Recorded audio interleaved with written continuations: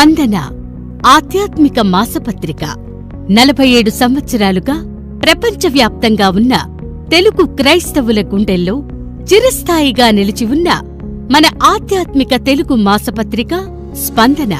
కీర్తిశేషులు ఆచార్య ఆర్ఆర్కే మూర్తిగారిచే 1976వ సంవత్సరంలో ప్రారంభించబడి దైవజనులు దేవాదండల గారి ఆధ్వర్యంలో దేవుని మహిమార్థమై నేటికీ ప్రచురింపబడుతూ వేలాది కుటుంబాలకు చేరవేయబడుతున్న మన స్పందన పత్రికను మీరు కూడా తప్పక చదవండి, చదివించండి. మరిన్ని వివరాలకు స్పందన ఆధ్యాత్మిక మాసపత్రిక, ESI hospital road, Gunadala, Vijayawada. Cell 7416111777. దేవుని వాక్యాన్ని ఉన్నది ఉన్నట్టు మనం గైకుంటే దేవుని బిడ్డలారా, దేవుని నామానికి ఎంతో మహిమ. ఏలియా జీవితంలో వలె మన జీవితంలో కూడా 40 దినాలు తరువాత మనం దేవుని ప్రత్యక్షతను కలిగి ఆయన ప్రత్యక్షతలో ముందుకు కొనసాగుదాముగాక. ఆ తర్వాత ప్రభువైన యేసుక్రీస్తు వారిని చూస్తూ ఉన్నాం. లూకా సువార్త 4వ అధ్యాయం. ప్రభువైన యేసుక్రీస్తు వారు బాప్తిసం తీసుకున్న తర్వాత యేసు పరిశుద్ధాత్మ పూర్ణుడై యోర్దాను నదిని తిరిగి వచ్చి 40 దినములు ఆత్మచేత అరణ్యములో నడిపింపబడి అపవాది చేత శోధింపబడుచుండెను. ఆ దినములలో ఆయన ఏమీ తినలేదు. అవి తీరిన తరువాత ఆయన ఆకలిగొనగా. దేవుని బిడ్డలారా, ఈ సందర్భం మనకు బాగా తెలుసు. శత్రువు సైతాను ప్రభువును శోధించడానికి వచ్చాడు. గమనించాల్సిన ఒక ప్రాముఖ్యమైన విషయం ఏంటంటే, ఈ 3 శోధనలను ప్రభువారు ఎలా ఎదుర్కొన్నారమ్మా? దేవుని వాక్యాన్ని ప్రయోగించాడు. ప్రతిసారి దేవుని బిడ్డలారా, మనకు కష్టం వచ్చినప్పుడు, నష్టం వచ్చినప్పుడు, బాధ కలిగినప్పుడు, శ్రమ కలిగినప్పుడు, శోధన కలిగినప్పుడు ఏముండాలి? మన గుండెల నిండా దేవుని వాక్యం ఉండాలి.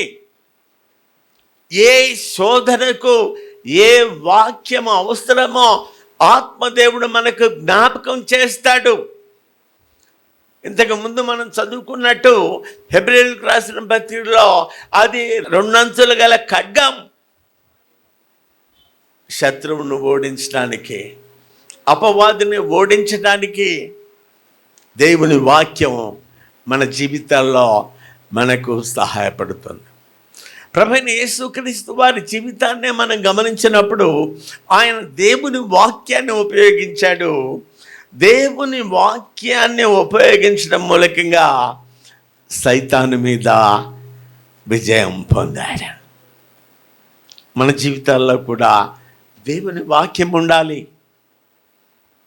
ఏ కష్టం వచ్చినా, ఏ శ్రమ వచ్చినా, అనేకసార్లు సంఘానికి నేను ప్రేమతో మనం చేస్తూ ఉంటాను. దేవుని వాక్య వాగ్దానాలు మీరు జ్ఞాపకం చేసుకుంటూ ఉండాలి. దేవునికి స్తోత్రాలు. ఈ సంవత్సరం ప్రారంభించే మొట్టమొదటి గడియల్లో దేవుని వాగ్దానాన్ని మనం తీసుకున్నాం. దేవుని బిడ్డలారా, మీలో ఎంతమందికి ఆ వాగ్దానం గుర్తున్నది అనేది చాలా ప్రాముఖ్యమైన విషయం. 3 నెలలు గడిచిపోయింది, చాలామంది మర్చిపోయే వాళ్ళుగా ఉంటారు. వాగ్దానములను మనం ఎన్నడే కానీ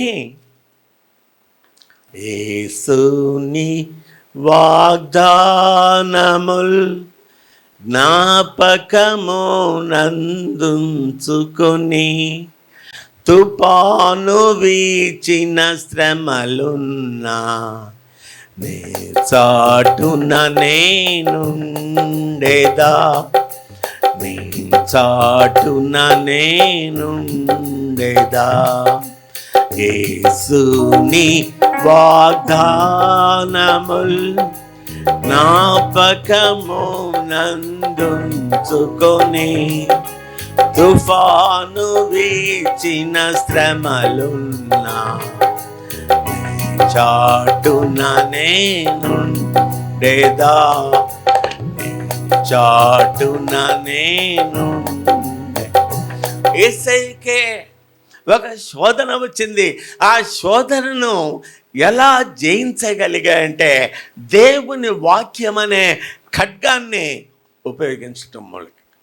లూకా సువార్త 1వ అధ్యాయంలో మరియమ్మ చేసిన ఆరాధన ఉంటుంది. ఆ ఆరాధనలో ఉన్న ఆ 10-12 వచనాలు, ఈ 12 వచనాలన్నీ యేసుక్రీస్తు ప్రభువారి తల్లి మరియమ్మ పాత నిబంధన గ్రంథంలో ఉన్న దేవుని వాక్యాలను ఆధారంగా చేసుకొని ప్రభువుని ఆరాధించింది. అంటే ఆమె గుండెల నిండా ఏముంది? దేవుని వాక్యం ఉంది. మీ గుండెల నిండా ఏముంది? బాగా కోపం వచ్చింది అనుకోండి, ఏమొస్తాయి మీ నోటి వెంట? బూతు మాటలు వస్తాయి. అంటే ఈ బూతు మాటలు ఎక్కడ దాగి ఉన్నాయి? తెలియకుండా ఎక్కడో మీ హృదయంలో దాగి ఉన్నాయి. లేకపోతే పరుష పదాలు వాడతారు. దేవుని బిడ్డలారా, మనం అనేక విషయాలు పిల్లలు నేర్పిస్తాం. ఒక పిల్లోడంట కోపం వచ్చిందంట, వాడు 2-3 మాటలు బూతు మాటలు వాడాడు. వాళ్ళమ్మ ఆశ్చర్యపోయిందంట. అయ్యో, చిన్నప్పటి నుంచి పిల్లల్ని ఎంతో పరిశుద్ధంగా పెంచామే, పవిత్రంగా పెంచామే, ఎలా వచ్చినాయి ఈ మాటలు వీడి నోటి వెంట? అంటే చుట్టుపక్కల పిల్లల దగ్గర వింటా ఉంటాడు కదా, కాలనీలో పిల్లల దగ్గర వింటా ఉంటాడు కదా, స్కూల్లో పిల్లల దగ్గర వింటాడు కదా. అలాగా వాడి హృదయంలోకి ఈ చెడ్డ మాటలు. దేవుని బిడ్డలారా, మన హృదయంలో ఏం దాచిపెట్టుకుంటున్నాం? మన హృదయంలో ఏముంచుకున్నాం? దావీదు ఏమంటున్నాడు? ప్రభువా, నా హృదయంలో నీ వాక్యాన్ని దాచుకున్నాను నాయన అని చెప్పిన సందర్భం, నీ ఎదుట నేను పాపము చేయకుండానట్లు నా హృదయంలో ఏం దాచుకున్నాను? నీ వాక్యాన్ని దేవుని బిడ్డలారా, దేవుని వాక్యాన్ని హృదయంలో ఉంచుకోండి. దేవుని వాగ్దానాలు హృదయంలో ఉంచుకోండి. అద్భుతమైన విజయాన్ని మీరు స్వంతం చేసుకుంటారు. ఆ తర్వాత 6వది అపొస్తలుల కార్యముల గ్రంథం 1వ అధ్యాయం 3వ వచనం. ఆయన శ్రమపడిన తరువాత 40 దినముల వరకు వారికి అగపడుచు దేవుని రాజ్య విషయములను గూర్చి బోధించుచు అనేక ప్రమాణములను చూపి వారికి తన్ను తాను సజీవునిగా కనపరుచుకొనెను. ఇక్కడ మనం గమనించినట్టయితే ప్రభువారు పరలోకానికి ఆరోహణం కాకముందు, ఆయన పునరుత్థానమైన తర్వాత పరలోకానికి ఆరోహణం అయ్యేటప్పటికి మొత్తం ఎన్ని రోజుల సమయం అండి? 40 రోజులు. 40 రోజులు ప్రభువారు వారితో ఉన్నాడు. దాదాపుగా 500 మందికి ఆయన అగుపడ్డాడు. అంతకుముందు ఈ శిష్యులు, అపొస్తలులు భయపడిన వారుగా ఉంచి ఉన్నారు. తలుపు వేసుకొని ఇంటిలో ఉన్న వాళ్ళుగా ఉంచి ఉన్నారు. భవిష్యత్తు ఎలా ఉంటుందో అని బిక్కుబిక్కుమంటూ భయపడుతూ ఉన్న వాళ్ళుగా ఉన్నారు. ఎప్పుడైతే ప్రభువు 40 దినాలు వారితో గడిపాడు, 40 దినాలు వారితో గడిపిన తర్వాత ప్రభువారు వారికి ఒక మాట చెప్పాడు. మీరు యెరూషలేమునకు వెళ్ళండి, తండ్రి అనుగ్రహించబోయే పరిశుద్ధాత్మ కోసం ప్రార్థన చేయండి. మేడగదిలో ప్రార్థన చేశారు. ప్రభువారు ఆరోహణమైన 50వ రోజున పరిశుద్ధాత్మ దేవుడు దిగి రావడం వాళ్ళు అనుభవించారు. పెంతెకోస్తు అంటే నెంబర్ 50 అని. యేసయ్య ఆరోహణమైన తర్వాత 50 రోజులకి ఆయన ఈ లోకంలో 40 దినాలు సజీవుడిగా ఉండి అనేక మందికి ప్రత్యక్షపరుచుకున్నాడు. అనేక మందికి ఆయన ప్రత్యక్షపరుచుకోవడం మూలకంగా వాళ్ళలో ఒక నూతన విశ్వాసం వచ్చింది. దేవుని బిడ్డలారా, అలాంటి విశ్వాసాన్ని మనం కూడా కలిగి ఉందాము గాక. మొదటి పేతురు పత్రిక 1వ అధ్యాయం 20వ వచనం. ఆయన జగత్ పునాది వేయబడకు మునుపే నియమింపబడెను, కానీ తన్ను మృతులలో నుండి లేపి తనకు మహిమనిచ్చిన దేవుని ఎడల తన ద్వారా విశ్వాసులైన మీ నిమిత్తము కడవరి కాలము యందు ఆయన ప్రత్యక్షపరచబడెను. విశ్వాసులైన మీ నిమిత్తము కడవరి కాలమందు ఆయన కాగా మీ విశ్వాసమును నిరీక్షణయు దేవుని యందు ఉంచబడింది. హెబ్రీయులకు రాసిన పత్రిక 11వ అధ్యాయం. ఈ విశ్వాసాన్ని బట్టి మనం ఏమి చేయగలము అనేది ఒక మాట మనం దేవుని వాక్యంలో చూద్దాం. హెబ్రీ 11:33. వారు విశ్వాసము ద్వారా రాజ్యములను జయించిరి. నెంబర్ 1, రాజ్యాలను జయించారు. నీతి కార్యములను జరిగించిరి. నెంబర్ 2, నీతి కార్యాలను జరిగించారు. వాగ్దానములను పొందిరి. నెంబర్ 3, వాగ్దానములు పొందారు. సింహముల నోళ్లను మూసిరి. నెంబర్ 4, సింహాల నోళ్ళు మూయించారు. ఎవరి సింహం? గర్జించు సింహం వలె తిరుగుతున్నాడు ఒకడు. ఎవడాడు? అపవాది. అంత మాత్రమే కాదు, నీ జీవితంలో గర్జించే సింహంలాగా ఉంది మీ అత్త. నీ జీవితంలో గర్జించే సింహంలాగా ఉంది నీ కోడలు. నీ జీవితంలో గర్జించే సింహంలాగా ఉన్నాయి కొన్ని పరిస్థితులు. దేవుని బిడ్డలారా, మనము కానా విశ్వాసాన్ని కలిగి ఉంటే సింహాల నోళ్ళు మూయించిన దేవుడు నీ జీవితంలో ఏవి సింహాల వలె నిన్ను వెంబడిస్తూ ఉన్నాయో, అప్పుల బాధ, అనారోగ్యం, కుటుంబ సమస్యలు, దేవుని బిడ్డలారా, గుండెల నిండా విశ్వాసాన్ని కలిగి ఉందాం. గుండె నిండా యేసు ఉంటే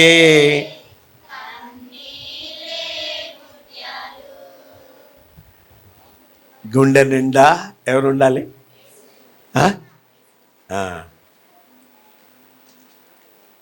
దేవుని బిడ్డలారా, ప్రభు అయిన యేసుక్రీస్తు వారు 40 దినాలు ప్రజలతో, తన శిష్యులతో, దేవుని బిడ్డలతో కలిపి వారికి నూతన విశ్వాసాన్ని ప్రసాదించాడు. చివరిదిగా 7వదిగా మనం చెప్పుకునే ఒక ప్రాముఖ్యమైన విషయం ఏంటంటే, ఈ ఆశీర్వాదాలన్నీ, ఈ 6 ఆశీర్వాదాలు మన జీవితంలో మనం కలిగి ఉందాం కాక. ఒకసారి జ్ఞాపకం చేసుకుందామా? మొట్టమొదటిది 40 దినాలు ఎవరి గురించి చెప్పుకున్నాం? మనం నోవహును గురించి చెప్పుకున్నాం. 40 దినాల జల ప్రళయం తరువాత ప్రతి విధమైన పాపము, శాపము కొట్టివేయబడి సమస్తము నూతనమైపోయింది. తరువాత మోషేని గురించి మనం చెప్పుకున్నాం. మోషే 40 దినాలు దేవునితో గడపడం మూలకంగా సజీవమైన వాక్యాన్ని మోషే పొందుకున్నాడు.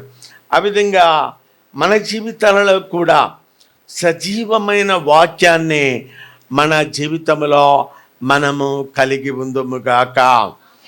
ఆ తరువాత ఇశ్రాయేలు వేగువారిని గురించి మనం చూస్తాం. 12 మంది వెళ్ళారు వేగు చూడడానికి. 10 మందిలో అవిశ్వాసం ఉన్నది. 2లో అచంచలమైన గుండెల నిండా ఆ దేవుడు ఆ కానాను దేశాన్ని మనకి ఇవ్వబోతా ఉన్నాడు. దేవుని బిడ్డలారా, 40 దినాల తర్వాత వారిలో ఒక నూతన ఆశ మన జీవితాల్లో కూడా. దేవునితో మనము సమయము గడిపే కొద్దీ, దేవుని బిడ్డలముగా, విశ్వాసముగా సంవత్సరములు గడిచిపోయే కొద్దీ మన హృదయంలో ఒక నూతన ఆశ యెహోవా కొరకు ఎదురు చూచి నూతన బలం పొందే వాళ్ళముగా ఉందముగాక. 4వది ఏలియాని గురించి మనం చెప్పుకున్నాం. 40 దినాల ప్రయాణము తర్వాత ఒక గుహలో ఉండగా దేవుడు తన ప్రత్యక్షతను భక్తునికి దయచేస్తూ ఉన్నాడు. మెల్లనైన స్వరముతో తన బిడ్డతో, తన భక్తులతో ఆయన మాట్లాడుతూ ఉన్నాడు. అలాంటి సమయాన్ని మనము కూడా కలిగి ఉందాము గాక. 5వది, ప్రభువైన యేసుక్రీస్తు వారిని గురించి మనం ధ్యానించాం. 40 దినాల ఉపవాసము తరువాత అపవాది ఆయనను శోధించడానికి వచ్చినప్పుడు దేవుని వాక్యాన్ని ఉపయోగించి సైతానును, అపవాదిని ఆయన ఓడించిన వాడుగా ఉంచుకున్నాడు. మన జీవితాల్లో కూడా దేవుని వాక్యాన్ని మనం కలిగి ఉన్నప్పుడు శత్రువును, సైతాను, అపవాదిని మనం ఓడించగలం. చివరిది, 6వది, ప్రభువైన యేసుక్రీస్తు వారు పునరుత్థానుడైన తర్వాత 40 దినాలు ఆయన ప్రజలతో ఆయన గడిపాడు. వారికి ఒక నూతన విశ్వాసాన్ని ఆయన ప్రసాదించాడు, కలిగించాడు. దేవుని బిడ్డలారా, ఈ విషయాలన్నీ చదవటం మూలకంగా మన జీవితాలలో కూడా ఈ ఆత్మ సంబంధమైన అనుభవాలన్నీ కలిగి దేవుని నామాన్ని మహిమపరచడానికి ప్రభువు మనకు సహాయం చేయనుగాక. మనము విన్న ఈ 6 ఆత్మ సంబంధమైన అనుభవాలను మనము కలిగి ఉన్నప్పుడు ఆత్మ సంబంధమైన విజయమే కాదు, శరీర సంబంధంగా కూడా, ఈ లోక విషయాల్లో కూడా యోహాను పత్రికలో మనం చదువుతాం కదా, యవనస్తులారా మీరు బలవంతులు. ఏం చేశారు? మీరు లోకమును జయించుకున్నారు. ప్రభు మనకిచ్చే ఆత్మ సంబంధమైన శక్తి ద్వారా అనుదినము మనము ఆత్మ పూర్ణులుగా నింపబడడం ద్వారా అనుదినము ఆయన కోసం పవిత్రంగా, పరిశుద్ధంగా జీవించడం మూలకంగా మన జీవితాలలో దేవుని కార్యాలు ధారాళంగా జరుగుతాయి, సమృద్ధిగా జరుగుతాయి. ఆ విధంగా మన జీవితాలను ప్రభు దీవించి ఆశీర్వదిస్తాడు. ప్రభు కోసం మనం జీవించడం మూలకంగా ప్రభు నామం ఎంతగానో మహిమపరచబడుతూ ఉన్నది. మన జీవితం యొక్క ప్రాముఖ్యమైన ఉద్దేశం మరేది కాదు కానీ కేవలం ప్రభువైన యేసుక్రీస్తు వారి నామాన్ని మహిమపరచడమే. దేవుడి మాటలు మన వినికిడిలో దీవించి ఆశీర్వదించును గాక. మోకరించండి, ప్రార్థన చేసుకుందాం. ప్రేమగల తండ్రి, మీకు వందనాలు సమర్పిస్తూ ఉన్నాము నాయనా. మీ సన్నిధిని, మీ ప్రసన్నతను, మీ ప్రత్యక్షతను ఎంత తనుక మీరు మాతో ఉంచారు ప్రభువా. మీకు స్తోత్రాలు. మీ దీవెనలతో, మీ ఆశీర్వాదాలతో మీ బిడ్డలను పంపించండి. దేవుని మందిరంలో వారు ఏమైతే విన్నారో ఆ మాటలకు నీరు కట్టి 100 ప్రతిఫలాన్ని మీరు దాయిచ్చేయమని ప్రార్థన చేస్తూ ఉన్నాం. బిడ్డలకు రావాల్సిన సంపూర్ణమైన ప్రతిఫలాన్ని మీరు దాయిచ్చేయండి. ముఖ్యంగా దినాల్లో బిడ్డలైన వారు, చిన్న బిడ్డలైన వారు పరీక్షలు రాస్తూ ఉన్నారు నాయన. ఎగ్జామ్ హాల్లో ఉన్నప్పుడు మీ పవిత్ర దేవదూతల సమూహమును బిడ్డల చుట్టూ ఉంచి మీ పరలోక జ్ఞానాన్ని, జ్ఞాపక శక్తిని దయచేసి మీ బిడ్డలైన వారు అందరూ మంచి మార్కులతో పాస్ అయ్యి మీ నామానికి మహిమ తెచ్చే బిడ్డలుగా దీవించమని ప్రార్థన చేస్తూ ఉన్నాం. చిన్న సంఘం కోసం మరోసారి విజ్ఞాపన చేస్తూ ఉన్నాం నాయన.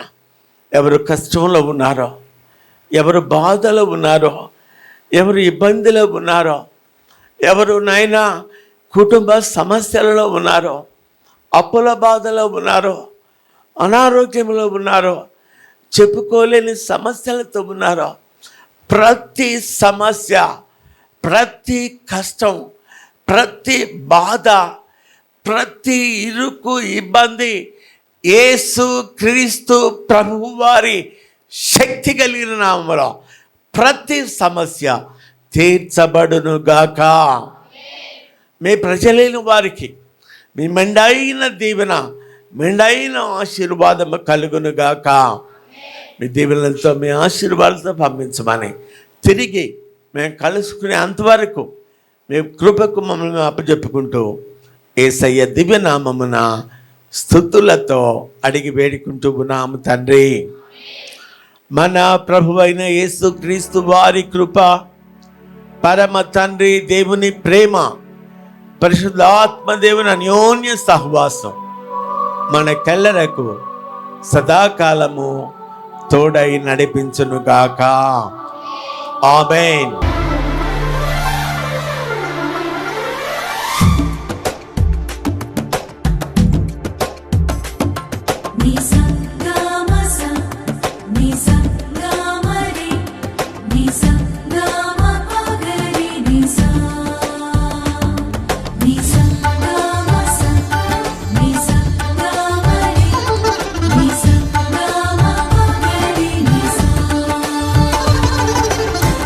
ప్రేమపూర్వక ఆహ్వానం. విజయవాడ గుణదల ఈఎస్ఐ హాస్పిటల్ రోడ్లో గల స్పందన హౌస్ ఆఫ్ ప్రేయర్ లో ప్రతి ఆదివారం ఉదయం 10:30 ఆరాధన జరుగుతున్నది. అనేక మంది ప్రజలు హాజరై దేవుని దీవెనలు, ఆశీర్వాదాలు స్వీకరిస్తున్నారు. మీరు కూడా ఒక్కసారి తప్పక దర్శించగలరు. వాక్యానుసారమైన ఆధ్యాత్మిక జీవిత ఆశీర్వాదాల కోసం తప్పక విచ్చేయండి. దైవజనులు డాక్టర్ దేవా దండల గారు దేవుని వాక్యాన్ని బోధించి మీకోసం ప్రత్యేక ప్రార్థనలు చేస్తారు. గుర్తుంచుకోండి, ప్రతి ఆదివారం ఉదయం 10:30 విజయవాడ గుణదల ఈఎస్ఐ హాస్పిటల్ రోడ్డులో స్పందన హౌస్ ఆఫ్ ప్రేయర్. మరిన్ని వివరాలకు సంప్రదించండి 9490113300. Praise the lord. Dear brothers and sisters, ప్రభు అయిన యేసుక్రీస్తును మీ సొంత రక్షకునిగా అంగీకరించారా? దేవుని బిడ్డలారా, మీరు స్పందన ఆధ్యాత్మిక పత్రికను చదువుతున్నారా? 1976లో అంటే ఒక 40 years ముందు ఆచార్యులు ఆర్ఆర్కే గారి చేత ప్రారంభించబడి లాస్ట్ 30 yearsగా మా డాడీ డాక్టర్ దేవా గారి చేత ప్రచురింపబడుతూ అనేక తెలుగు ప్రజల కుటుంబాలని ఈ మ్యాగజైన్ చేరుతూ వారికి ఎంతో ఆశీర్వాదకరంగా ఈ మ్యాగజైన్ ఉంది. మీరు కూడా ఇది తెప్పించుకోవాలనుకుంటున్నారా? అయితే నేనే మాకు రాయండి శాంపుల్ కాపీ కొరకు, లేదా మాకు SMS చేయండి. అడ్రస్ డాక్టర్ దేవా దండల, స్పందన 51-4-12 ESI hospital road, Gunadala, Vijayawada. నాలో అణువణువున ఆనందం తొణికిసలాడుతోంది. నా అంతరాంతరాలలో ప్రశాంతత వేరూనింది. నా ఉచ్ఛ్వాస నిశ్వాసాలు విశ్వాసాన్నే వ్యక్తం చేస్తాయి. ఆశాభావం నాలో ఊసులాడుతోంది. నా బతుకే యేసు ప్రేమ కావ్యం, శ్రావ్య గీతం. ఇది నిత్య వ్రతం, స్తుతియాగం. పరలోకమే నా గమ్యం, పరిశుద్ధాత్మ నా నాయకుడు. ఈ గీత రచయిత డాక్టర్ రాయసన్.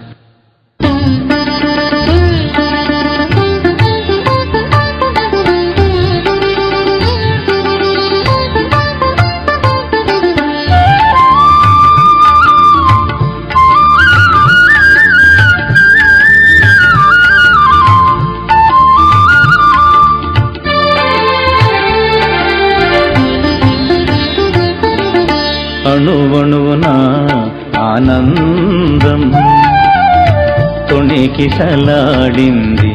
అంతరాంతరాలలో ప్రశాంతతయే వేరూనింది. అణువణువున ఆనందం తొణికిసలాడింది. అంతరాంతరాలలో ప్రశాంతతయే వేరూనింది. విశ్వాసమే నా ఊపిరి, పరలోకపు తండ్రి మగపరి. విశ్వాసమే నా ఊపిరి, పరలోకపు తండ్రి మగపరి. అణువణువున ఆనందం.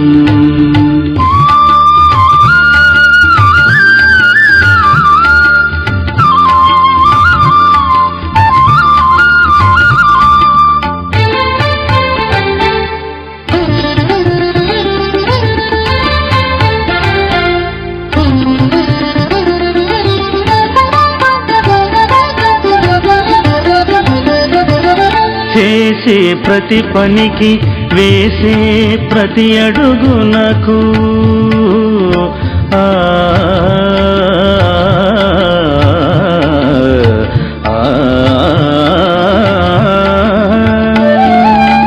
చేసే ప్రతి పనికి, వేసే ప్రతి అడుగునకు ఆశాభావము మదిలో ఊసులాడుతున్నది. ఆశాభావము మదిలో ఊసులాడుతున్నది. విశ్వాసమే నా ఊపిరి, పరలోకపు తండ్రి నా కాపరి. విశ్వాసమే నా ఊపిరి, పరలోకపు తండ్రి నా కాపరి. అణువణువున ఆనందం.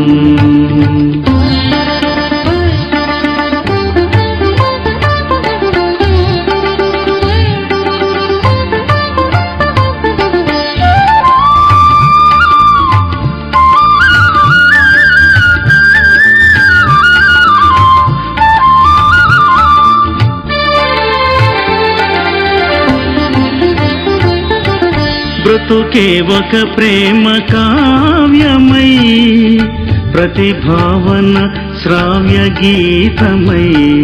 నిపపసని ని గస మగగ నిసగమప నిసగమప నిసగమప. బ్రతుకే ఒక ప్రేమ కావ్యమై, ప్రతిభావన శ్రావ్య గీతమై. వ్రతమై అపరిమితమై, వ్రతమై అపరిమితమై. స్తుతియాగము నేను అర్పింతును, స్తుతియాగము నేను అర్పింతును. విశ్వాసమే నా ఊపిరి, పరలోకపు తండ్రి నా కాపరి. విశ్వాసమే నా ఊపిరి, పరలోకపు తండ్రి నా కాపరి. అణువణువున ఆనందం.